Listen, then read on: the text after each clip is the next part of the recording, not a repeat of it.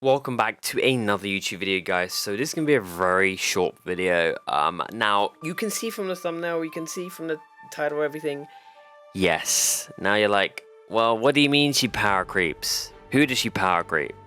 She power creeps Yelan. I'm just getting that out there. She is S tier, not S tier. No, SS tier. Wait, S tier. She is insane.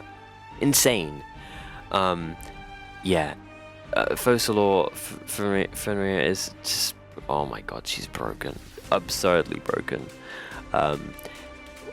When I say that, basically, if you didn't know, her C1 made her where she had increased stacks, right?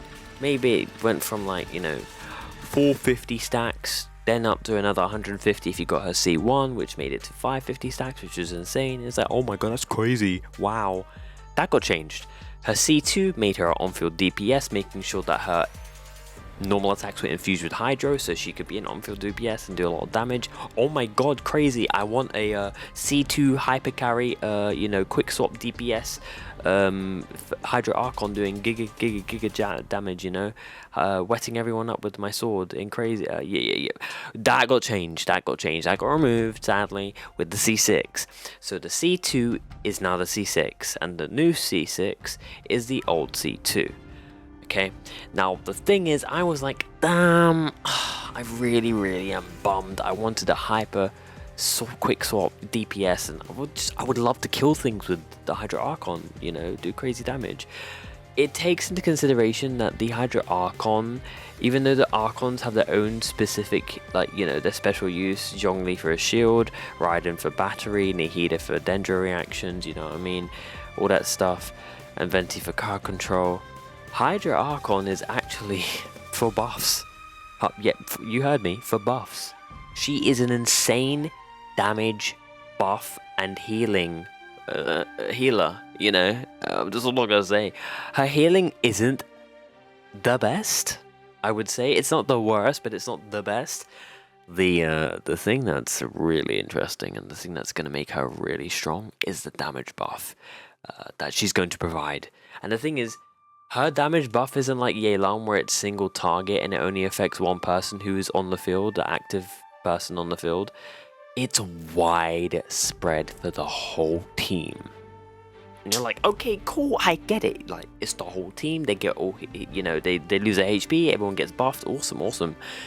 Now, the thing that's really insane about C2 is that when you increase your when you max the stacks out, right, whatever, the stacks, the fanfare stacks, okay, it was originally 450, it got reduced to 300, which is like, okay, reduced to 300, it's not that bad, okay, when you get the C1, it's 450 back, right, it's 450, but the thing that was a big problem for the Hydro Archon was her energy recharge problems and her cooldown, and her energy recharge problems were literally 70 ER.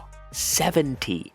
For someone who doesn't get many energy particles, like, you needed at least 190% energy recharge to 240 if you wanted to have a good 100% uptime within a rotation for the Hydro Archon.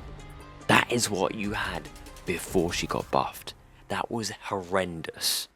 Like, you were praying to get them EI substats, because if you didn't get that, you would have to run an EM sword with an EM sands, and you'd have to be running energy.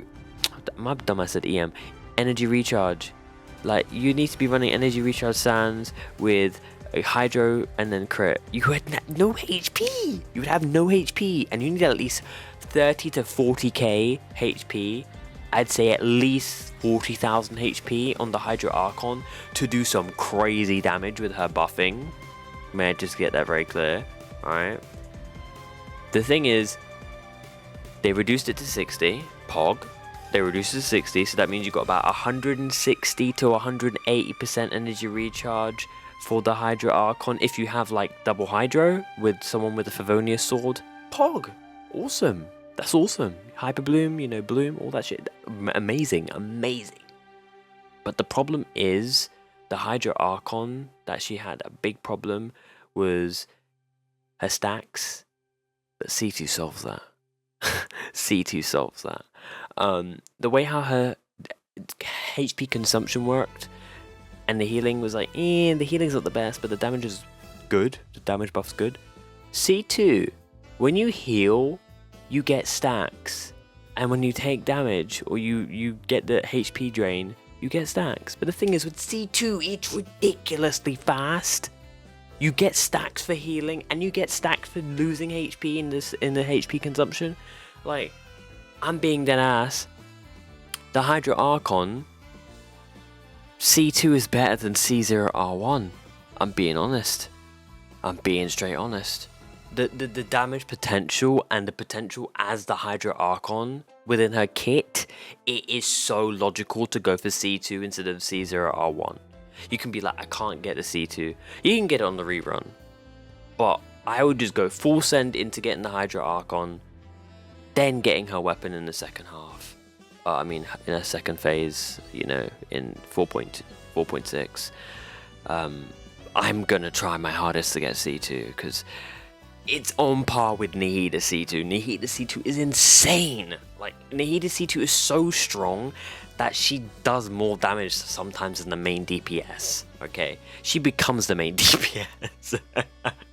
She becomes so strong, and knowing the Hydra Archon is on par, if not as good, dumpsters Yelan, completely dumpsters her, and it changes the playing field, and it allows you to run new teams. It really does. It's fun and exciting, but yeah, please use your wishes wisely, spend your primos wisely.